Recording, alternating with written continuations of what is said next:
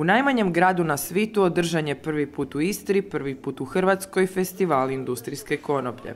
Ova biljka je nekada bila veoma zastupljena na našem području, a danas se polako vraća na istarska polja. Sama ideja se razvila jer smo mi pred 2 godine počeli sa sadnjom industrijske konoplje, poljima koji su u blizini Huma i došli smo do zanimljivih situacija da ljudi dosta se stvarno ne znaju šta je to, svi pitaju šta se dešava, ljudi niti ne znaju, svi miješaju sa indijskom konopljom, ovo je isključivo industrijska konoplja i zašto mi ne bi napravili onda ideja neki festival koji će pokušati ljudima malo pobliže objasniti šta je to industrijska konoplja, koji su potencijali industrijske konoplje, prezentirati neke proizvode, znači proizvodi koji su napravljeni od industrijske konoplje, tako da naša ideja prvenstveno je bila da se bavimo sa nekim činjenicama, da dođu predavači koji imaju neko znanje široko o tome, koji znaju znanstvene činjenice o tome, tako da plan je bio da šira javnost čuje o toj biljci i da to još uvijek na nekim okvirima koji su, ajmo reći, konzervativni ili možda marginalizirani, tako da, evo, tu smo di smo. Industrijska konoplja često se miješa s indijskom, ali razlika među njima je velika. Za ono što se koristi indijska, industrijska se ipak ne može koristiti. Bitno što ljudi trebaju znati da postoje po nekakvim referencama znanstvenim 3 kategorije, od kojih je jedna vrsta konoplje je industrijska biljka izrazite vrijednosti industrijske, dok ove druge dvije se koriste za ove stvari koje se, mislim, jedna se ne koristi za ništa, a u stvari ova jedna indika, ona se koristi za proizvodnju narkotika i ta se demonizira, ali u stvari, nažalost, sestra ova prva korisna, ona se ni kriva ni dužna se u stvari ne koristi, a mogla bi se koristiti za ekonomske profite, povećanje proizvodnje i tako. Ima jako puno potencijala. Svjestan potencijala industrijske konoplje je svakako i Marko Cerijan, koji je ove godine konoplju zasijao na 8 hektara. Naslijedio sam OPG, naslijedio sam posao i jednostavno mogao sam ili taj posao prodat ili sam mogao nastaviti. U pitanju je bila pšenica i kukuruz, ali eto, ja sam se odlučio za sadnju industrijske konoplje, pošto smatram da to je jednostavno biljka koja posjeduje najveći potencijal od svih mogućih biljaka na svijetu. Samo treba neke male preinake u zakonu, možda poput legaliziranja cijele stabiljke, jer mi jednostavno gubimo tolike novce da je to nepojmljivo. Recimo za primjer od 2012. do danas 2015. to su 4 sadnje, 4 turnusa. Može se lako izračunati ako samo kažemo da je hektar oko 5 do 6 tona stabiljke sirovine, znači svaka tona je vrijednost 100 do 150 eura. Možemo jako lako doći do računice od nekoliko milijuna kuna gubitka sirovine. A što da se išlo u preradu, možemo pričati danima zapravo. Široka je paleta proizvoda koji se mogu proizvesti od industrijske konoplje. Mogućnosti su velike, a naši proizvođači ograničeni su samo na dio biljke, sjeme i proizvode koji se mogu proizvesti od njega. Ono što se može naći na tržištu danas od konoplje, to se proizvodi od sjemena industrijske konoplje. Glavni proizvodi su ulje i proteini, to što se voli nazvati proteini ili brašno od konoplje, što je često puta ostatak sjemena nakon prešanja ulja. Znači, ulje je atraktivno zbog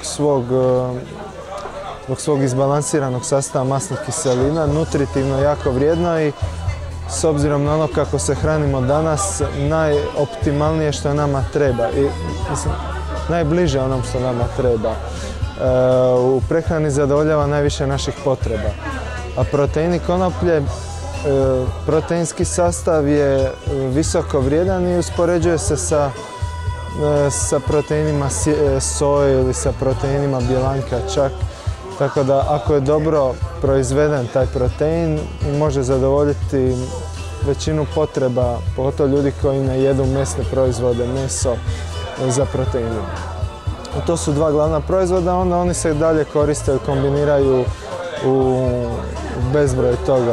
Od toga da se radi maslac, da se rade neke energetske pločice, da se rade kruhovi koji se dodaje dijelom to brašno ili proteinu. Cijela priča oko konoplje je vrlo kompleksna. I sad puno je interesa koje kakvih i to je teško predvidjeti u kojim će smjerom ići razvoj. Pozitivni neki koraci su se pojavili, ali moje mišljenje je da bi se primarno trebali zakonodavstvo fokusirati na taj industrijski aspekt i poboljšanje, znači iskorištenja te biljke kao jedne industrijske sirovine. Jer mi govorimo ovdje, mislim, po nekakvim znanstvenim referencama se radi o oko 25.000 različitih proizvoda koji se mogu raditi od te biljke i prema drugima se biljka može, znači, iskoristiti u cijelosti. Prošle je godine prvi urod na poljima u okolici Roća i Huma požeo Marin Zornada. Pa krenuli smo sa sjemenom, naravno. Pobrali smo sjeme, onda smo od tog sjemena počeli raditi, probali napraviti ulje. Onda kako smo napravili ulje, vidjeli smo da imamo tu i brašna. Nismo sve te proizvode možda plasirali odmah na tržište, ali vidjeli smo koje su mogućnosti, šta možemo napraviti. Trenutno je još uvijek samo sjeme, ajmo reći, u opticaju s kojim možemo nešto raditi, ali nadamo se da će se promijeniti taj zakon, pa onda da ćemo moći koristiti cijelu stabljiku. Što se tiče plasmana, nije nikakav problem, mislim, plasirati trenutno, da li je to u Istri, da li je to van Istre. Konoplja fali u cijelom svijetu, još uvijek nije dosta zasađena kolika bi trebala biti. Kad se vrši žetva, nakon toga stabljike, znači ovaj dio koji nije dozvoljeno korištenje, ostaje na polju ili se mora zapaliti ili zaorati. Šteta je zato jer postoji otkup toga, znači da li je to za građevinski materijal, da li je to za vlakna. Uglavnom može se jako puno proizvoda od svega toga napraviti, ali evo, trenutno smo na sjemenu. Samo sjeme nam je dozvoljeno da koristimo i to je to. Za sada je to to. U susjednoj Sloveniji stanje malo drugačije. Prerađuje se i stabljika. Mi smo počeli prerađivanjem stabiljke prošle godine, jer su i u Sloveniji, i u cijeloj istočnoj Europi i u cijeloj Europi posljednjih 20 godina zatvorile su sve preradionice stabiljke. Tako da smo prošle godine mi sad prvi počeli opet prerađivanjem i za sad smo došli do dviju poluproizvoda. To je, jedno je vuna za izolaciju, a drugo je pozder za vrtove,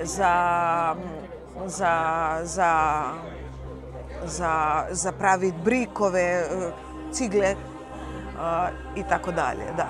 Veliki je potencijal biljke čije korištenje nije u potpunosti legalizirano. Od industrijske konoplje može se proizvesti oko 25.000 proizvoda, no zbog aktualne zakonske regulative proizvođači su ograničeni samo na korištenje sjemena. Ostalo se mora uništiti, zaorati na poljima ili zapaliti. Dok se zakoni ne promijene, proizvođači su osuđeni gledati kako uništavaju ono što se itekako da iskoristiti, a zadovoljiti se moraju tek sjemenkama.